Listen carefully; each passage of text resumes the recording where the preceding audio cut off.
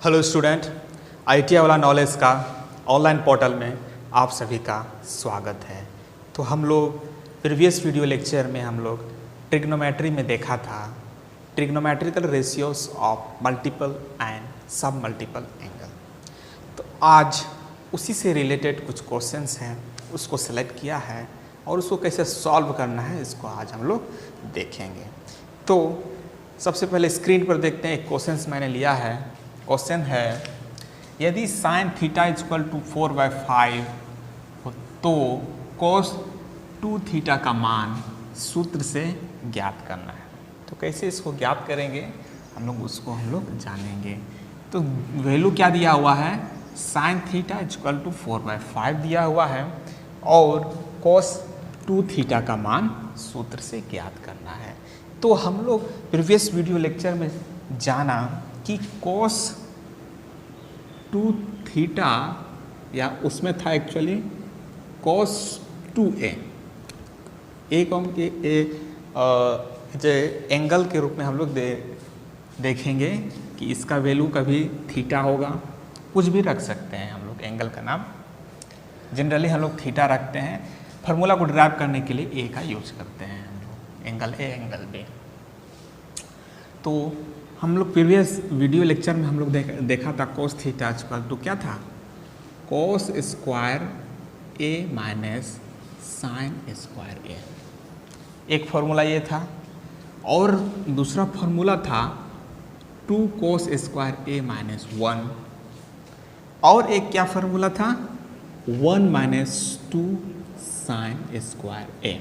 ए की जगह अगर हम थीटा पुट कर देते हैं तो यही फार्मूला मेरा क्या बनेगा, cos 2 theta equal to cos square theta minus sine square theta. तो इसमें कंफ्यूज होने का ज़रूरत नहीं है। तो इसी बेसिस पे ये सॉल्व करना है। तो यहाँ क्या दिया हुआ है, cos थीटा का मान निकालना है। अब cos थीटा का आपको फार्मूला आ रहा है, तो cos थीटा का मान क्या लिख सकते हैं, cos 2 थीटा, इसको तो लिख सकते हैं। क्या दिया हुआ है, साइन दिया हुआ है। तो साइन का फॉर्मेट में कौन सा है, ये वाला। इसको ये वाला फॉर्मूला को यूज करेंगे तो इसका वैल्यू को हम लोग आराम से निकाल सकते हैं। तो चलिए क्या 1 माइनस 2 साइन स्क्वायर थीटा, एक ही जगह थीटा पुट किए हैं। तो साइन थीटा का वैल्यू क्या दिया हुआ है 4/5। तो जस्ट उसका वैल्यू को पुट कर देना है 2 साइन स्क्वायर थीटा। तो अगर ये स्क्वायर कर देंगे तो क्या हो जाएगा, इसका भी स्क्वायर हो जाएगा इनटू 4/5 का स्क्वायर। बहुत ईजी है। अब इसको सॉल्व करते हैं। 1 माइनस क्या होगा 2 इंटू 1620/25। अब इसको सॉल्व करना है तो इसको हम लिख सकते हैं 1 माइनस 32/25। नहीं दिख रहा है, इसको ऐसे लिख सकते हैं 1 माइनस 32/25। अब इसको जैसे रेशनल नंबर हम लोग सॉल्व करते हैं उसी तरह सॉल्व करेंगे। इसका एलसीएम क्या होगा 25, तो क्या 25 माइनस 32 क्या होगा 7/-7/25। तो कोस 2 थीटा का वैल्यू क्या है -7/25। नेक्स्ट क्वेश्चन है, यदि कोस थीटा इक्वल टू 8/17 तो साइन 2 थीटा का मान निकालें। ध्यान यहाँ देना है कि किसका मान निकालना है, किसका, साइन 2 थीटा का। तो जैसे कि हम लोग ने पढ़ा था प्रीवियस वीडियो लेक्चर में कि साइन 2a, हम लोगों ने क्या पढ़ा था, साइन 2a का फॉर्मूला क्या होता है 2 साइन a कोस a। तो अगर एक की जगह थीटा को रख देते हैं तो एक मेरा क्या फॉर्मूला फॉर्म होगा, sine 2 theta equal to 2 sine theta cos theta. अब इसी फार्मूला के बेसिस पे इसको हम लोग सॉल्व करेंगे। तो इसमें गिवन क्या है? इसमें गिवन केवल कॉस थीटा है, केवल ये गिवन है, हमको साइन थीटा निकालना है। तो कॉस थीटा दिया हुआ है, तो जैसे कि हम लोगों ने एक फार्मूला जानते हैं, sine square theta plus cos square theta equal to 1 जानते हैं, और कॉस दिया हुआ है, यहाँ से साइन का वैल्यू निकल जाएगा आराम से। तो sine square theta equal to 1 minus cos square theta. अगर इस स्क्वायर को हटा देंगे तो यहाँ क्या लग जाएगा? रूट। तो यहाँ एक फॉर्मूला क्या जनरेट हुआ? Sine theta equal to under root 1 minus cos square theta. अब इस कॉस स्क्वायर थीटा का वैल्यू को पुट करेंगे तो मेरा साइन थीटा का वैल्यू आ जाएगा। तो चलिए पुट करते हैं। 1 माइनस क्या है? 8/17 का स्क्वायर है। अब जब सॉल्व करते हैं तो क्या आएगा, इसको पहले सॉल्व कर लेते हैं। क्या आएगा? इक्वल टू 1 माइनस 64/77 जा 289 कितना होता है? 70 का स्क्वायर 17 का स्क्वायर 289 होता है। अब इसको सॉल्व करते हैं, क्या होगा उसका एलसीएम? 289 माइनस 64, तो क्या आएगा? 52289। तो मेरा किसका, ये किसका स्क्वायर है? 225। 225 है 15 का स्क्वायर, और ये तो हम लोग जानते हैं 289 किसका है? 17 का। तो वैल्यू कितना आया? 15/17। कितना आया? 15/17। तो साइन थीटा का वैल्यू कितना आया? 15/17। अब इसमें पुट कर देना है इस वाला फॉर्मूला में, तो मुझे क्या मिलेगा? डायरेक्ट आंसर मिलेगा। तो चलिए पुट करते हैं।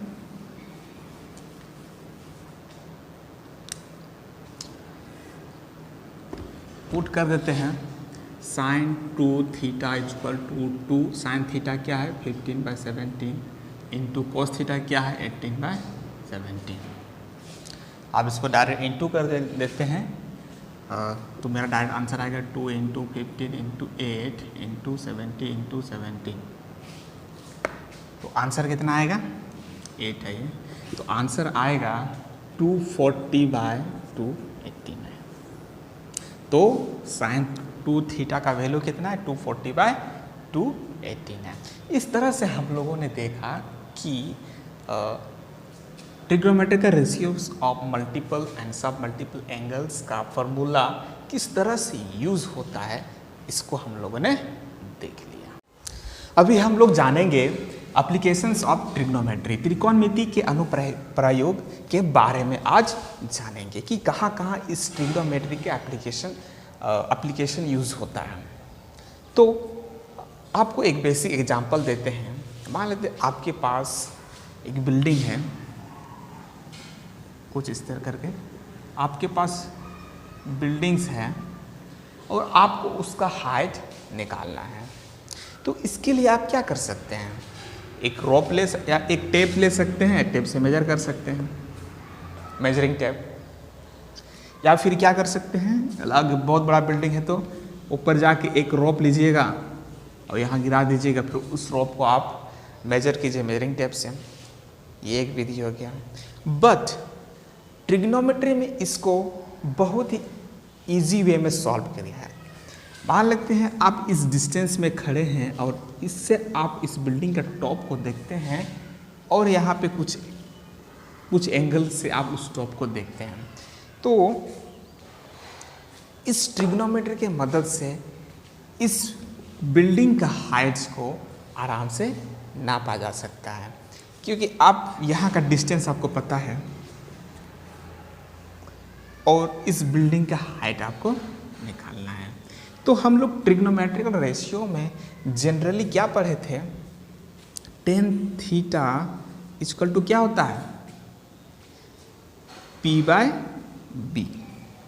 आपको B दिया हुआ रहेगा, आपको P का वैल्यू निकालना है और कुछ एंगल्स का वैल्यू दिया हुआ रहेगा।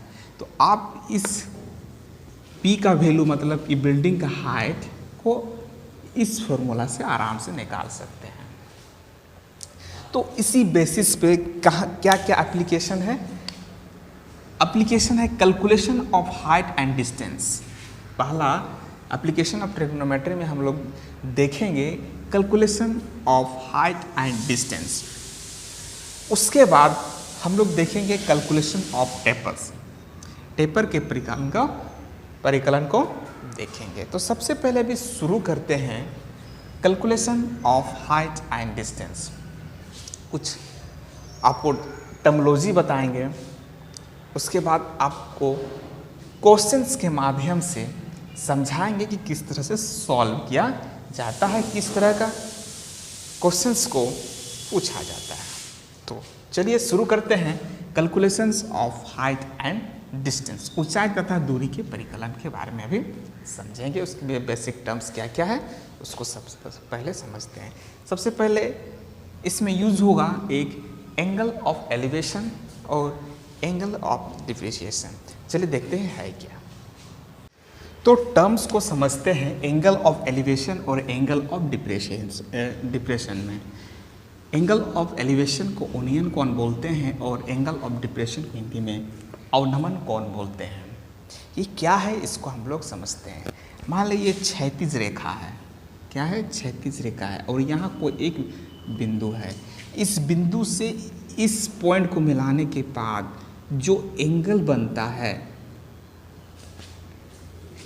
जो एंगल बनता है उसको हम लोग बोलते हैं एंगल ऑफ एलिवेशन।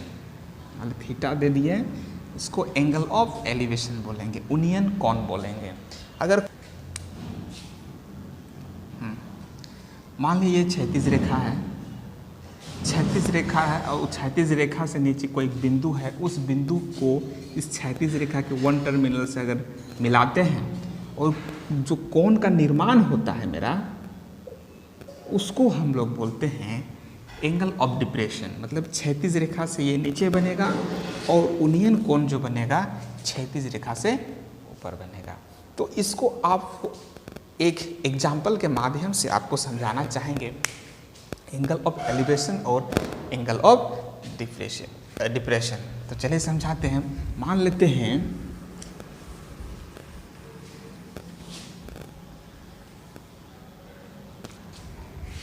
ये एक नदी है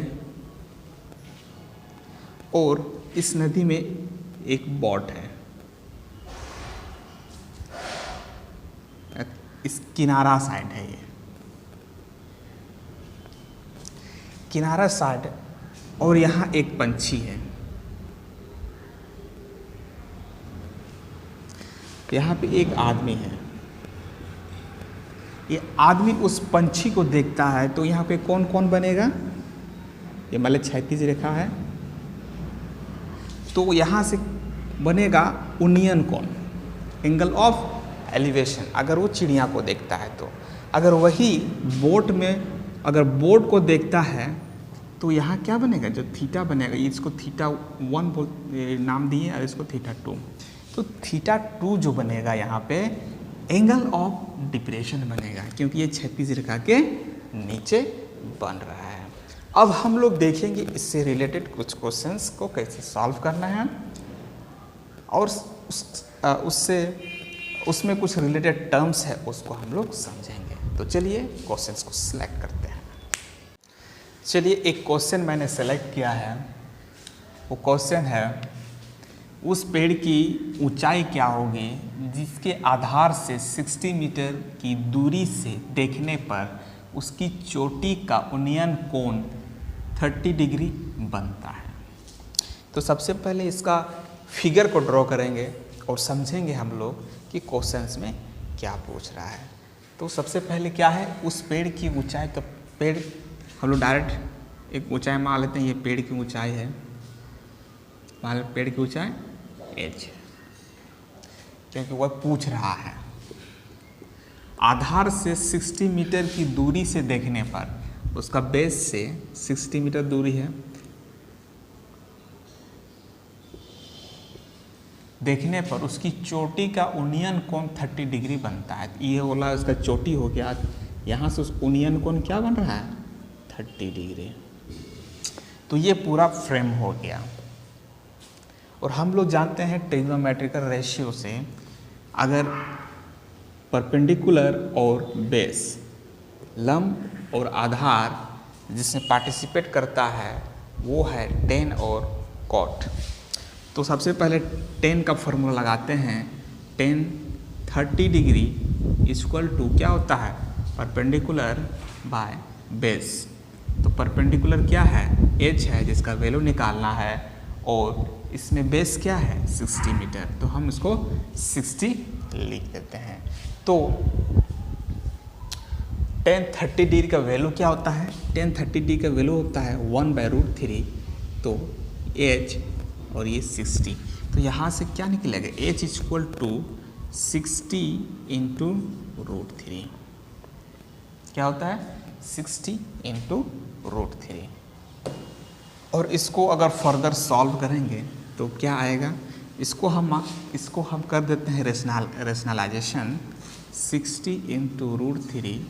तो उसको √3 इंटू √3 से क्या करेंगे रेशनलाइज कर देंगे। तो इस रेशनलाइजेशन का प्रोसेस है। तो क्या होगा 60 √3/3, और 3 से ये काट देते हैं, क्या होगा 20। तो आंसर होगा 20√3। h इक्वल टू h का वैल्यू जो आएगा मेरा यहाँ 20√3 आंसर आएगा। तो इस तरह से बहुत ही सिंपल वे में हम लोगों ने सॉल्व किया।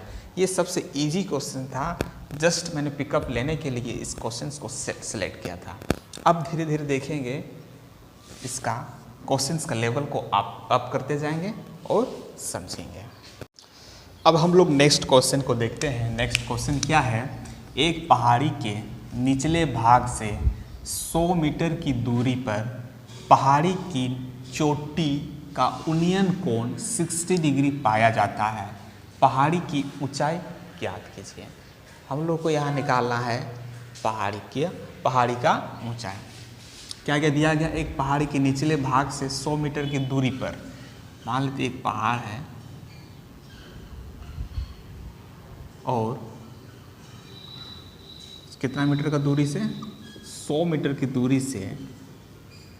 दूरी पर पहाड़ी की चोटी का उन्नयन कोण, ये यहाँ उसका चोटी के साथ उन्नयन कोण कितना डिग्री का बनाता है 60 डिग्री पाया जाता है। पहाड़ी की ऊंचाई ज्ञात कीजिए। तो इसका हाइट क्या होगा,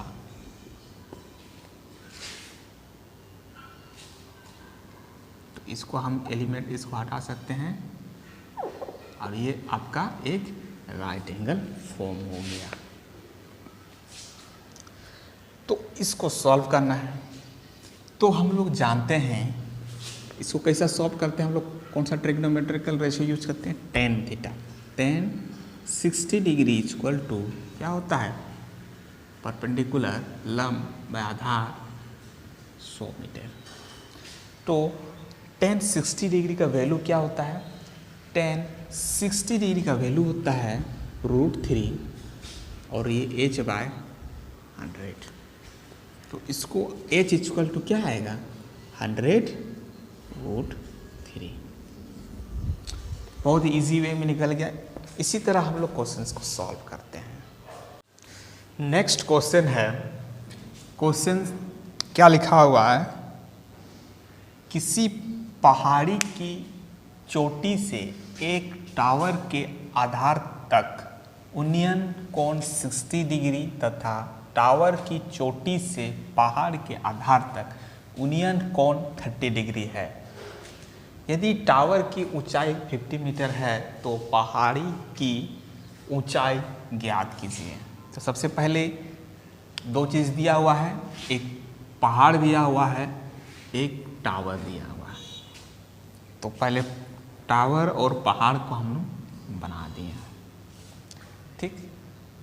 ये टावर है और ये पहाड़ है। इसको हम डिनोट करते हैं T से और इसको H से।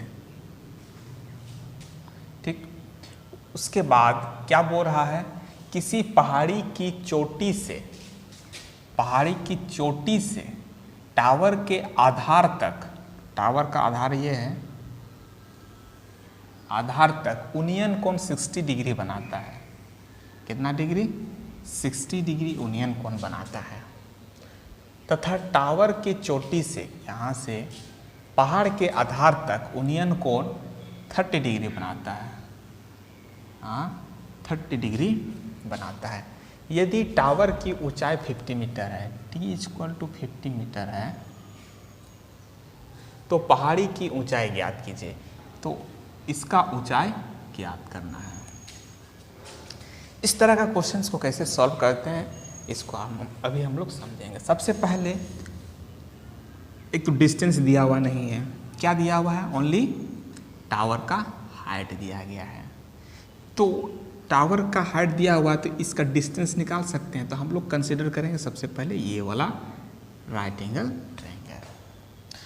तो इसमें हम लोग tan थीटा को यूज़ करते हैं। tan 30 डिग्री = क्या है, परपेंडिकुलर बाय बेस। बेस का पता नहीं है क्या है, तो बस पहले इसको निकालते हैं। तो क्या दिया हुआ है, h दिया हुआ है, b निकालना है। तो tan 30 डिग्री क्या होता है, 1/√3, 1/√3 = 5/b। तो इसको कैसे सॉल्व करेंगे, b = कितना आएगा, 50√3। तो इसका वैल्यू कितना है, 50√3। यहाँ तक समझ से। अब हमको और क्या पूछे, तो पहाड़ की ऊंचाई ज्ञात करना है, इसका ऊंचाई ज्ञात करना है। हमको बेस पता चल गया है, इसका एंगल ऑफ एलिवेशन पता चल गया है, तो हाइट निकाल सकते हैं आराम से यहाँ पे। तो इसके लिए क्या लिखेंगे, tan 60 डिग्री, क्योंकि मैंने इस राइट एंगल ट्रायंगल को लिया, तो tan 60 डिग्री = क्या होता है, परपेंडिकुलर। तो इसका हमको ज्ञात करना है, बेस दिया है 50√3 दिया गया है। यहाँ तक आई थिंक आपको समझ में आ गया है। तो tan 60 डिग्री का वैल्यू होता है √3 = h 50√3। इसको फर्दर हम सॉल्व करते हैं तो क्या आएगा, h = 50√3 × √3 = h। तो 50 × 3 = h, तो क्या हो जाएगा, 150 मीटर। कितना होगा, 150 मीटर। तो इस तरीके से हम लोगों ने बहुत ही इजी वे में इसको सॉल्व किया। तो हाइट इसका कितना है, 150 मीटर, इसका है 50 मीटर, और ये है 50√3 मीटर। तो इस तरह से बहुत ही ईजी वे में हम लोगों ने हाइट एंड डिस्टेंस का क्वेश्चंस को कवर किया। आई थिंक आपको बहुत अच्छा से समझ में आ गया।